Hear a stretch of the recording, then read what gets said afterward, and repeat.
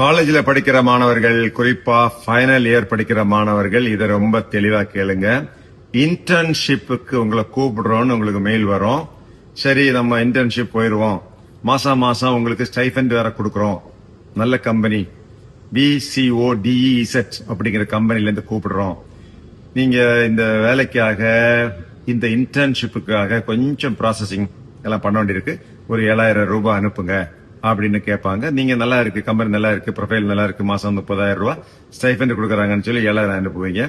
இப்ப என்ன சொல்லுவாங்க, நீங்க ஒரு கோர்ஸ் படிக்கணும், ரோபோட்டிக்ஸ் கோர்ஸ் படிக்கணும், ஆர்டிபிஷியல் இன்டெலிஜென்ஸ் கோர்ஸ் படிக்கணும். அதை படிச்சுக்கிட்டீங்கன்னா இன்ஜினியரிங் முடிச்சிட்டு காலேஜ் முடிச்சுட்டு வெளியே வந்ததும் உங்களுக்கு 2 லட்சம் ரூபாய் சம்பளம் கொடுக்கறோம். இந்த கோர்ஸ் நாங்களே ஏற்பாடு பண்ணி கொடுக்கறோம்.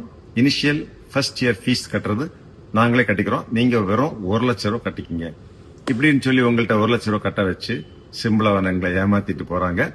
நிறைய கல்லூரி மாணவர்கள் ஏமாந்துட்டாங்க. 3 நாளா எனக்கு ஏகப்பட்ட கம்ப்ளைண்ட் வந்திருக்கு.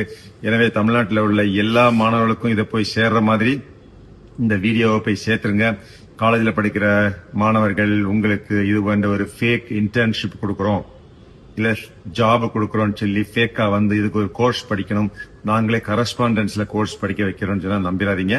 ஒட்டுமொத்த பணமும் போயிடும். கொஞ்சம் கேர்ஃபுல்லா இருங்க.